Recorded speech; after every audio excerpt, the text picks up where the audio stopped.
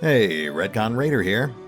Today's video is dedicated to Ash and the Cursed Typewriter. Thanks for your support, guys. That said, let's get started.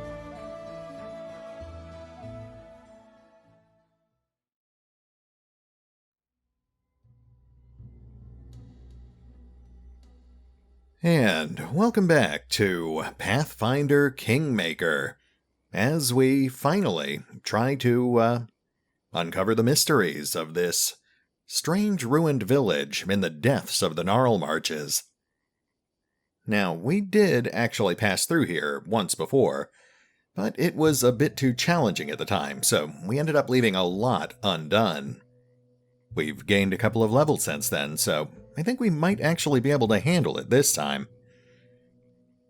Worst case scenario, we'll try a couple of encounters, and if they are still too powerful for us, we'll just fall back and see if we can find something else to do. That said, I have already set up most of our buffs, so let's toss up a quick haste spell and start with the Scythe Tree. I am prepared.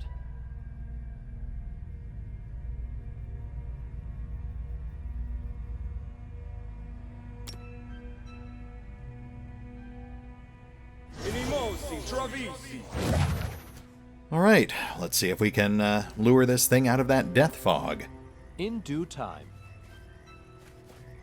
I think we're actually immune to it, but it's best not to tempt fate.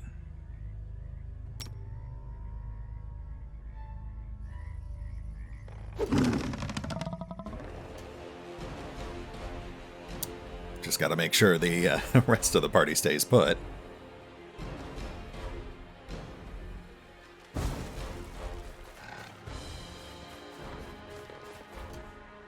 Sneak in another quick shot here.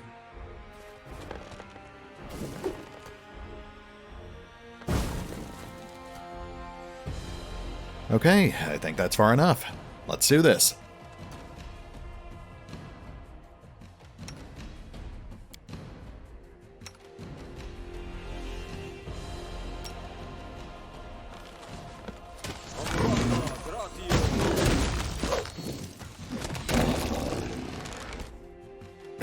Okay.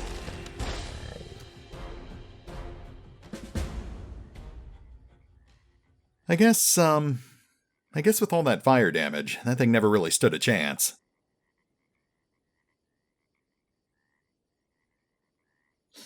Guess that knocks off the first thing on our checklist. Let's see what that got us.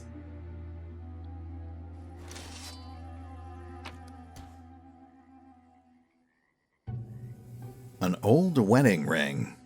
An elegant silver ring with a leaf ornament. Why was it hanging on a scythe tree's branch? Nita's letter. Ah, okay. That should help explain a few things. My beloved Calotropsia.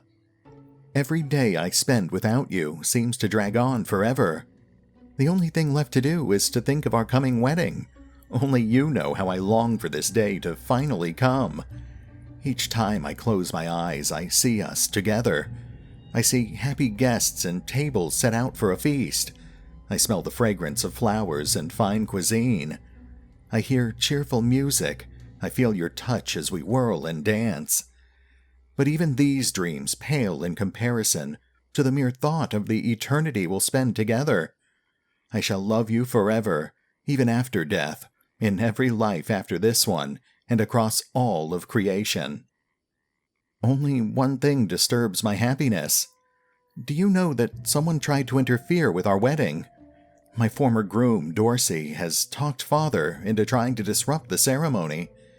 Picture this. Father took it into his head that since he is the headman of the village, he can decide my fate. But don't you worry, my love. Their plot has fallen apart.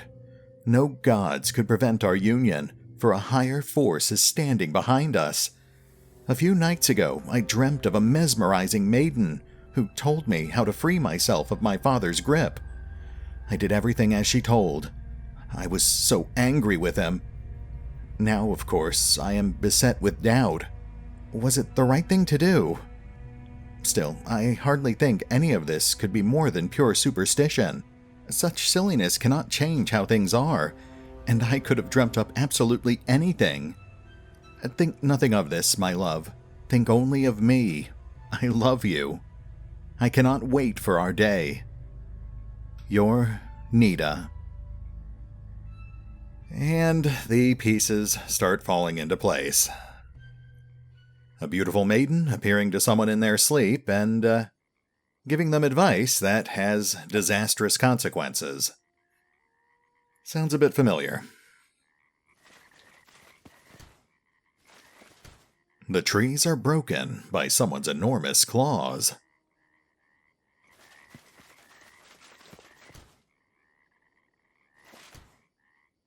Almost every plant here looks sick.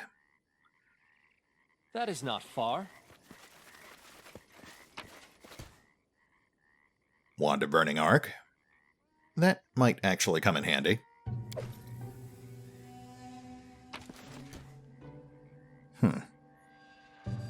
Cypress Queen's Flower.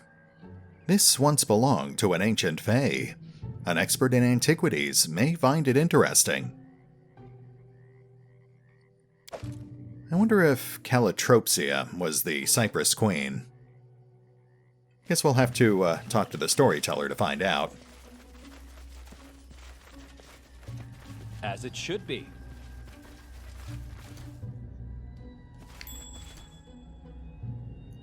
Dizzy Head.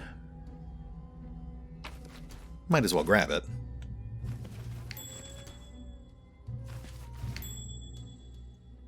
Lindsay.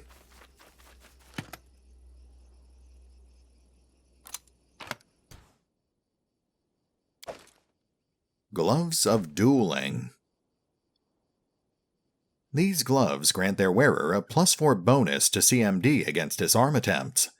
If the wearer has the weapon training ability and is wielding a weapon it gives a bonus to, that bonus increases by +2. Interesting. I could certainly see that being useful, but I don't think Kingmaker has any enemies who actually try to disarm you. Still, I guess it couldn't hurt to equip them.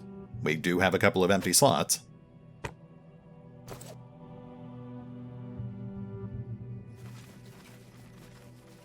All according to plan. Ah, giant slugs. Forgot about these guys. No mistakes. There's only 2 of them. I think we can take them.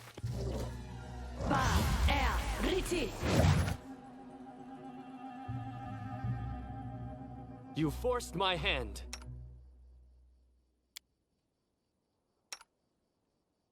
Enemy approaching.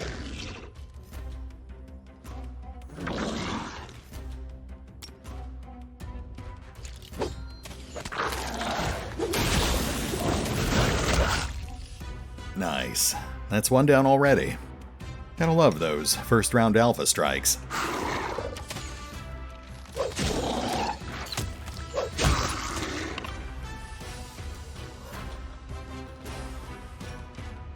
Alright, that actually worked out pretty nicely.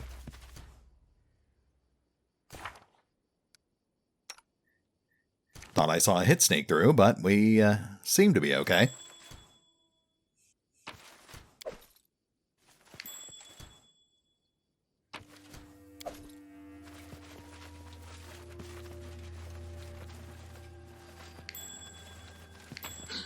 My search was not in vain.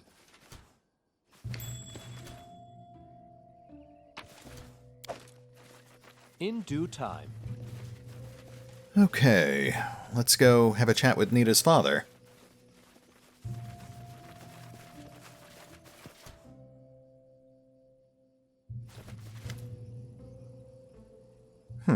Looks like he doesn't actually have anything to say.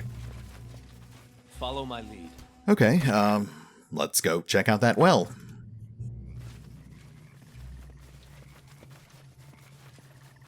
Now, we know that this well is somehow in the middle of this whole mess.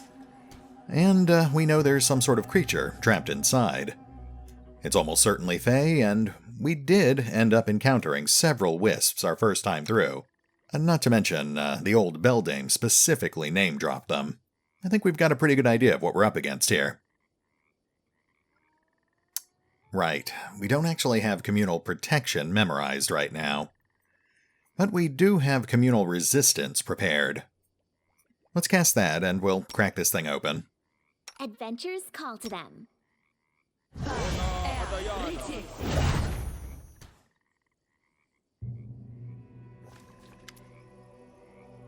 You suppress a shiver as you approach the well.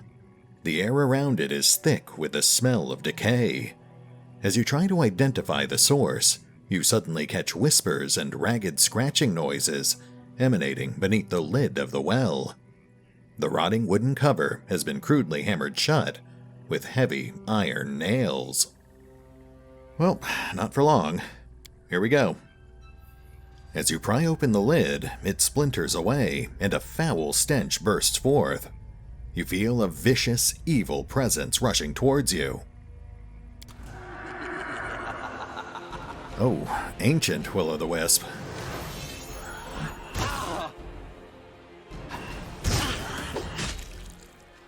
Okay, let's try to make this quick.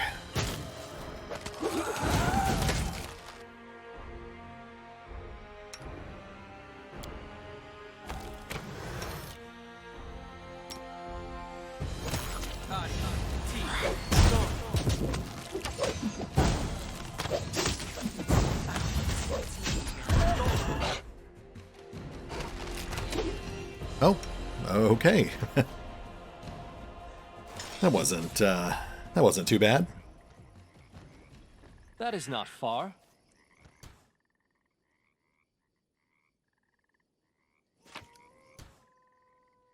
Coin with Wilbur's name. An old coin, dark from age. There's a name scribbled on it. Wilbur. And another one. Ah, and a coin with Calitropsia's name. That's the, Fey Queen who turned into the Scythe Tree. You know who asked about coins was Dorsey, the ghoul to the north. Let's go have a chat with him. In due time. As we were just reminded in that letter, he was Nita's former fiancé, before she left him for Queen Calitropsia.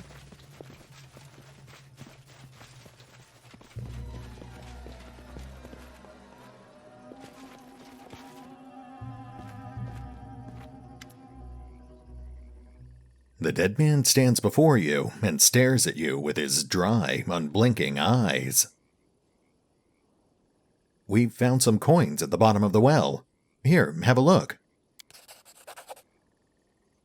The dead man starts to shake, either with silent laughter or with silent sobs. You cannot tell. Yes, there. I see. He points at 2 of the coins. These. Give me these.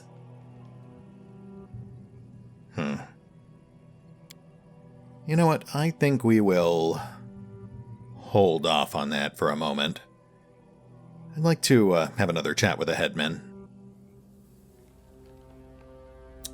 We've actually got names for every major player in this story, except for the headman, which by process of elimination means that he is probably Wilbur. I'm guessing he'll have something to say about these coins. But since we're already over here, I guess we should check this out first.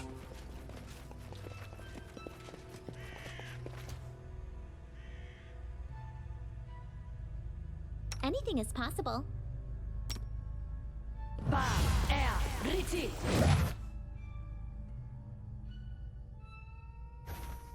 I see something. Let's get Doggo on point. Blood for Gorham! Yeah, that's what I thought.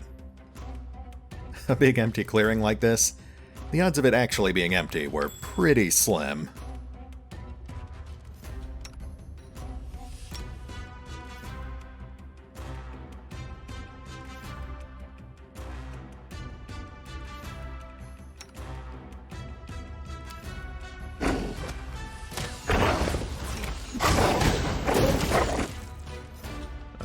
Wow, these things are actually pretty durable.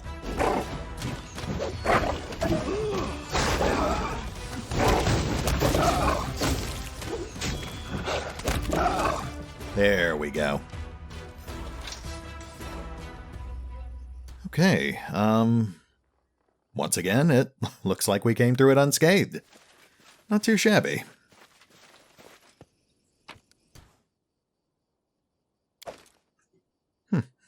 +2 leather armor. Not terrible. Not sure we've got much use for it, though.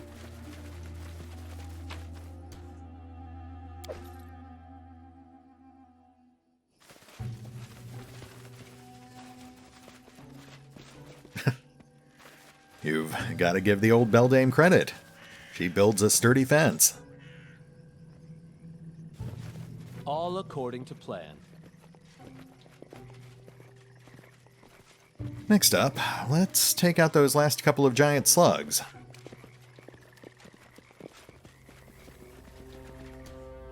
As it should be.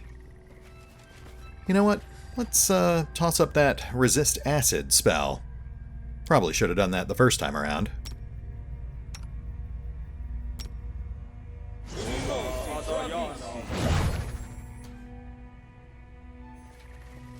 I'll try to make this swift. Oh, 3 of them this time. Okay.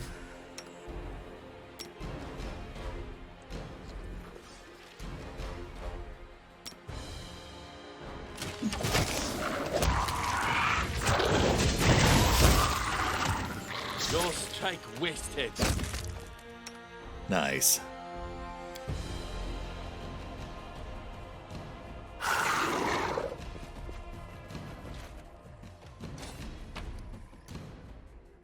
Shard of Knight's Bracers. Neat.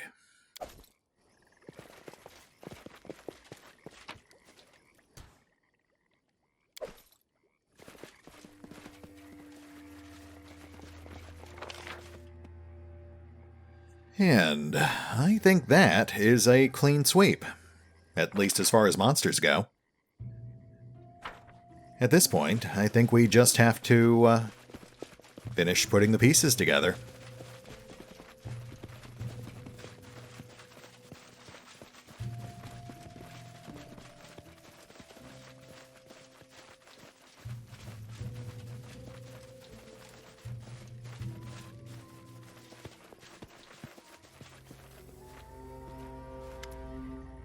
The Dryad weeps softly, her head on the satyr's shoulder as he strokes her hair.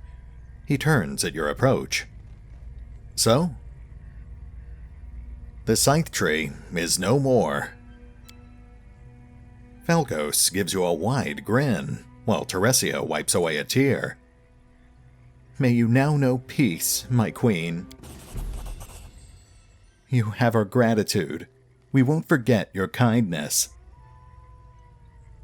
Calotropsia, I found a coin with her name on it. Look. After looking at the coin, the Dryad turns deadly pale. This is a curse. Someone hated our queen so much, he was ready to doom his soul, but destroy her too. So that's what happened. The hatred must have been great to turn her into a monster. I fear to imagine what happened to the one who put this curse on her. Elga Verniex is back. She lives in a house outside the village. Is that so? That's welcome news. Why, oh why didn't she visit? Did she really forget me? Oh, so much time wasted. It's unfortunate her father didn't live to see this day. Oh, but he left a letter for her. Where is it? Just a moment. After several moments of rummaging inside of her tree, the Dryad brings forth a roll of parchment. Here, please, give her this. Her father's last words to her. And tell her to visit me. I would so love to see her again. Okay, looks like we have to head back to the old beldame. Oh, but let's have a look at this first. My dear Elga, I'm sure you don't remember my face, but I hope you do know my name. In case you don't, I'll introduce myself. My name is Setrex. I am your father. I deeply regret that I never had a chance to watch you grow up, that I didn't help you at times of hardship, and didn't share your moments of happiness and your sorrows, that you never knew how much I love you. It is unknown to me what Isabel, your mother, has told you about me, whether you ever found out that I'm a satyr, whether you've heard of the extraordinary place you were born, or of my fate after your disappearance. In this letter, however, I'll try to tell you everything. You were born in a village where humans and fae have lived in peace for centuries. We were more than good neighbors. It was a close union. A union so close that fae and humans built families together. Your mother and I fell in love with each other, and you were the fruit of our love, the child of two peoples. There wasn't a single human or fae in the village who didn't like our little Elga. From early on, you knew how to conquer hearts, and I loved you as well, more than anyone else in the world. Every day I would look at you and admire your features, and I would feel like the happiest creature in all of creation.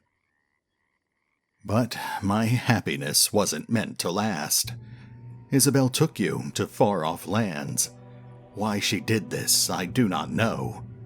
Perhaps I offended her in some way, or maybe she foresaw the coming disaster.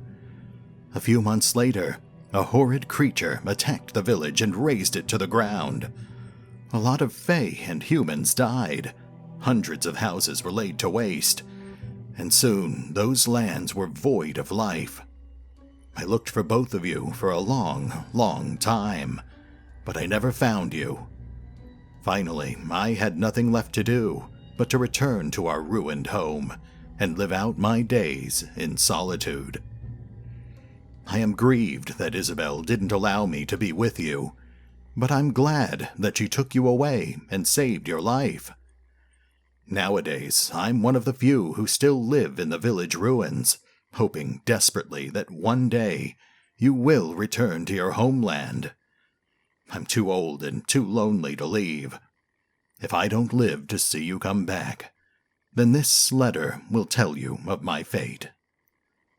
Forgive me, my little girl. I love you. Setrex, your father. Wow, okay, yeah, let's get that to her.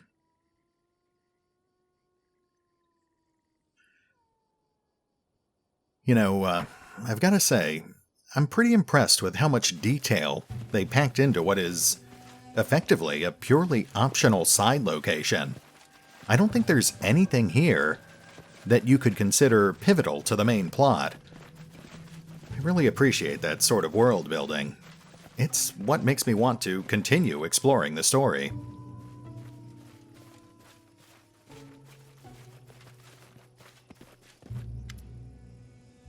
You again? Humph. A dryad named Teresia remembers you, and would be glad to see you again. She asked me to give you this letter. Helga opens the letter, runs her eyes over it, and her expression shifts. It could be either a smile or a grimace. So, that's how it is. Well, what does it matter now? She gives a rattling sigh. Oh, Teresia. I should visit her someday. Yes. Take a look at these coins. We found them at the bottom of a well. Ah, foul evil that is. She spits on the floor. I don't know which magic that is, but it has the feel of a curse. Or something even worse. Keep it away from me. Wow, a curse so strong that even the old beldame wants nothing to do with it. That is foreboding.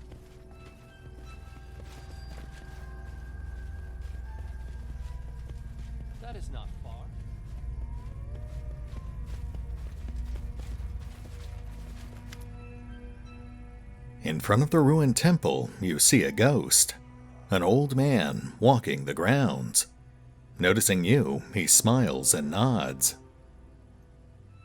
I've opened the well and scattered the will-o'-the-wisps. You did, and still I can't rest. So it wasn't those lights after all. I must have done something wrong then. Or maybe I had to do something but didn't. Damn it all, if only I could remember. I found some coins in the well. Here, have a look. The ghost studies the coins for several moments, then turns to you, his face grief-stricken. That's what this is all about. That's why I can't rest. Oh, dark things, dark sins. What do these coins mean? They are a curse. It is a legend in these parts. It was said if you bore hatred in your heart, hatred so fierce it could burn another's soul, all you need do was etch your enemy's name on a coin and cast it into the cursed well. It would be the end of them. The ghost nods. And the end of you as well. Curses carry a heavy price. If you hate another more than you love your own life, well, your life is forfeit already. Whose names are on these coins? Wilbur, that's me. And I thought I had no enemies at all. And here were two who wanted me gone from this world. These coins, look at them. The inscription was done by different hands. And the second name, the second, Calotropsia, sounds familiar. Aye, right. That's the Dryad, my daughter's new love. Someone must have hated her so much that he was willing to doom his own immortal soul to get rid of her and of me. I guess this Yabo Dorsey was the one who'd cursed us. Her for stealing his bride, and me for letting this happen. Nasty things, nasty sins. But who else could wish me dead? I've got no slightest idea about that. Look at this letter. It is written by the same hand as your name on the coin. After reading the letter, the old man shakes his head, devastated. Oh, Nita, Nita, what have you done? And what have I done? Such an old fool. The ghost raises his grief-stricken eyes at you. While I was alive, I was a coward and a liar.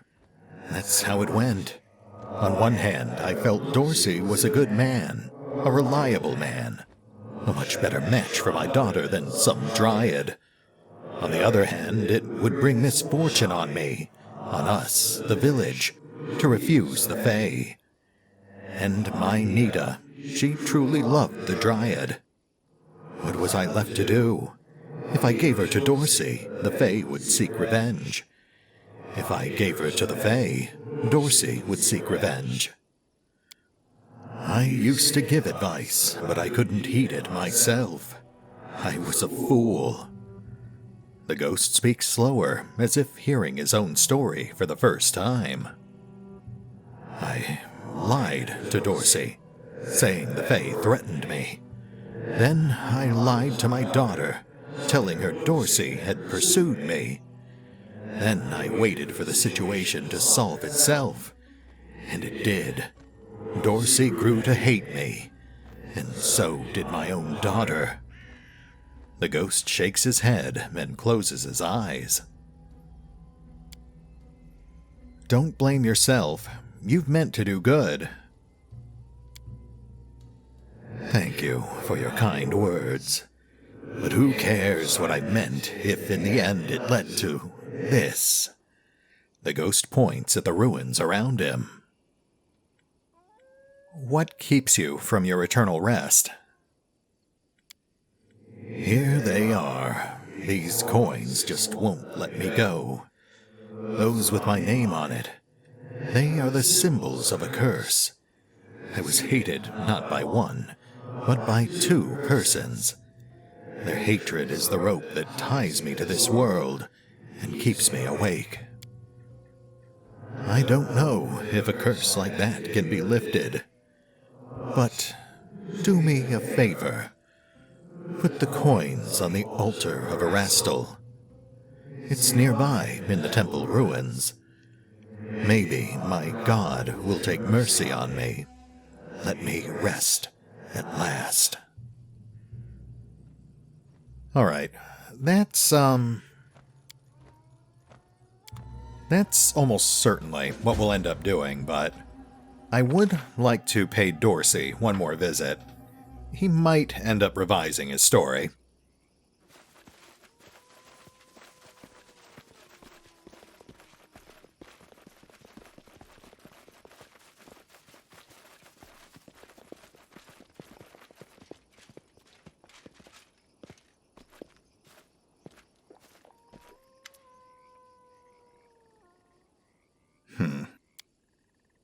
There we go.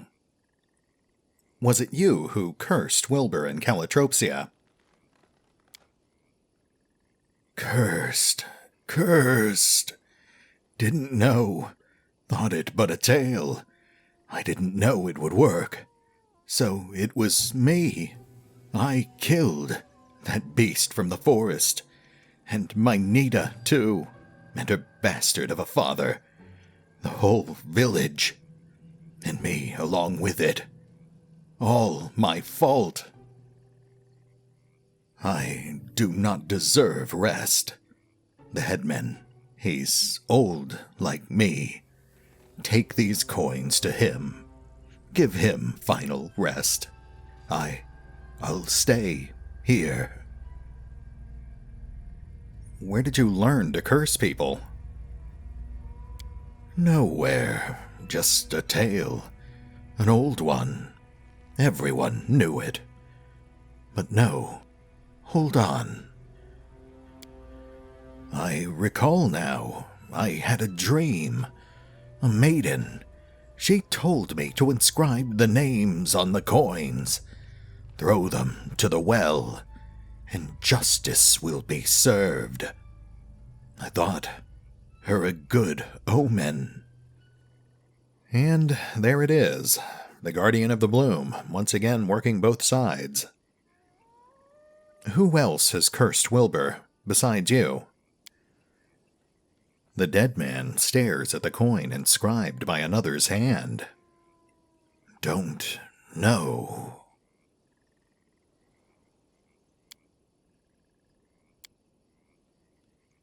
Alright, well, Dorsey has basically made this choice for us, so let's head back to Wilbur and free him from the eternal curse.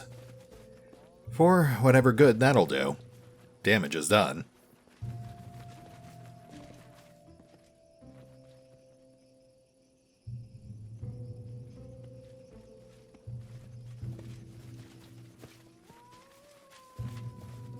In due time.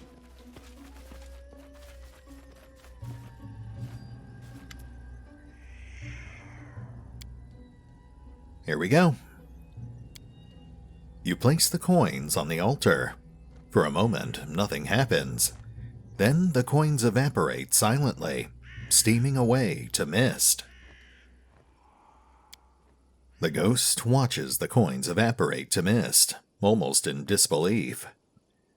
At last, you have my gratitude. I feel tired.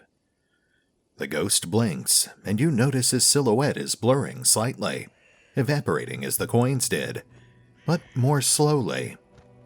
But I must reward you, somehow. I've got nothing except for... Wait, under the boulder. I hid something there years ago. I have no need of it now. For me, it is time to rest. And with that, the ghost dissolves into thin air.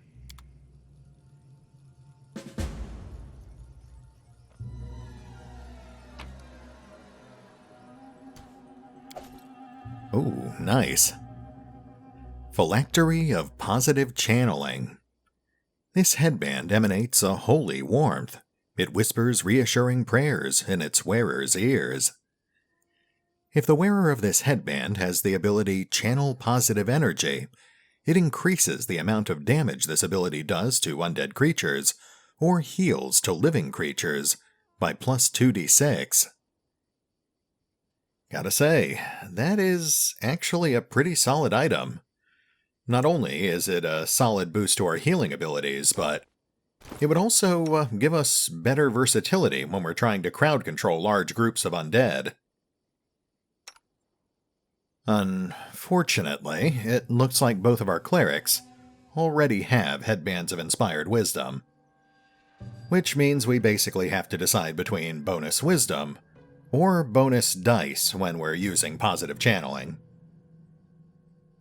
That is not an easy choice.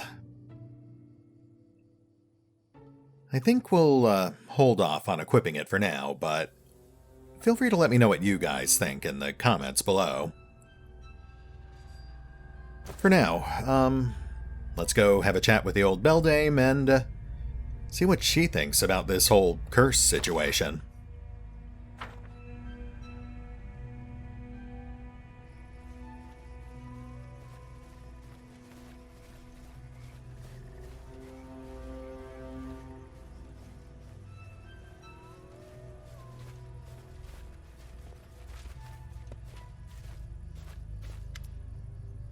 You again. I've learned what happened to the village, slain the monster, and freed a cursed soul. She listens to your tale, nodding her head. So, that's how it all happened. A scary thing it is, this curse and all. It would seem just a tall tale, but here we are. The village is gone. So, who's to blame, you think? Oof. Well, I think that's a bit of a trick question. All 4 of the main players in this little side story are actually victims. I mean, don't get me wrong, none of them were in the right. They all made rash and stupid decisions, but the whole situation was pushed past the boiling point by the mysterious maiden who visited them in their dreams. Maybe something else has destroyed the village. Now that's clever of you. You're sharper than I took you for. You're right. Dorsey wasn't a mage. Why would his curse come true, and with such strength? She raises an eyebrow. Turning a dryad queen into a monster is not a simple curse, like making a neighbor's knees ache when he tells a lie. She sniffs, and her voice drops. Sides, the air in these parts feels wrong. Like, no, never mind. We should speak no more about it. So, what would you say now? Who is to blame?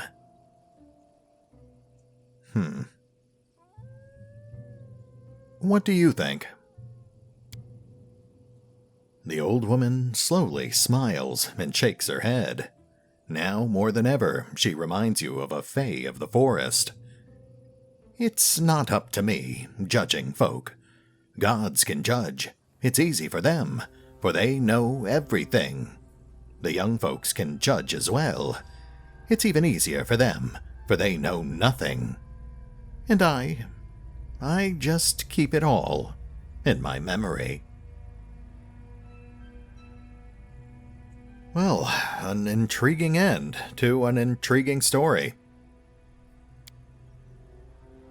I don't think there's anything else we can do here, but I can't help but wonder if there was anything we could have done to help Calotropsia. I don't think there was, but they did allow for an awful lot of variables in this side quest. Anyway, I'm pretty sure we're done, but let's do one more round just in case. We'll have a quick chat with all the remaining NPCs and see if anything's changed.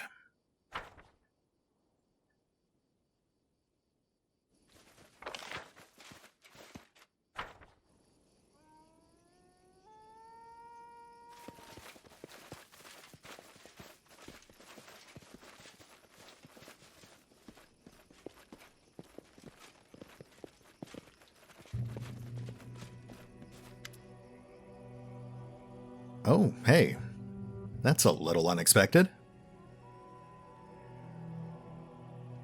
We've destroyed the coins and gave final rest to the ghost of the old man. That's good. Let him rest. And for me, everything is lost. So, destroy this body.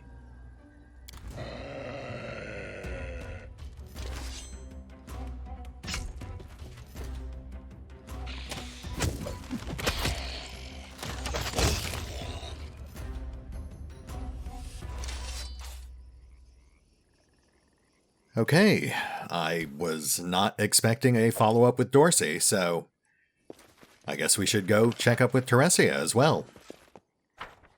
Certainly couldn't hurt.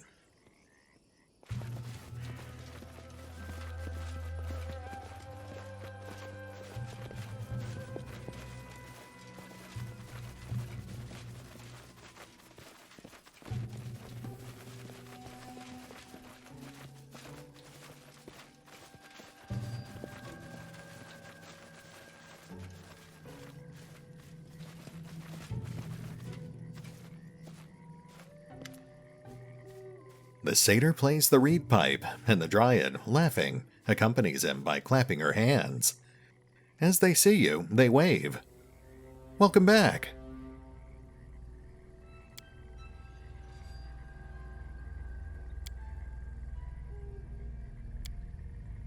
And nothing new to talk about. Which, I guess, means we are well and truly done. So that brings us to a pretty good stopping point.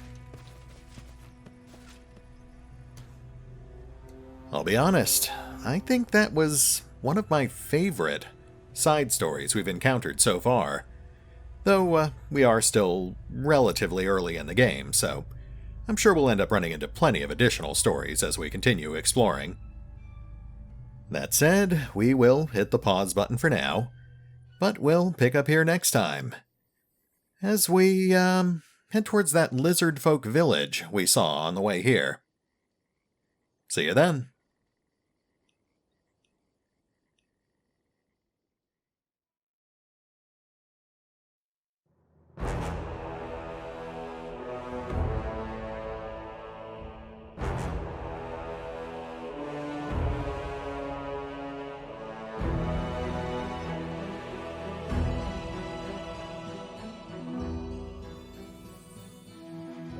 Oh, and remember, although I do love playing Pathfinder Kingmaker, you can find out more about the game by visiting the official website, the official YouTube channel, the official Discord server, the official Facebook page, the official Twitter feed, or the original crowdfunding campaign over on Kickstarter. Links are in the description.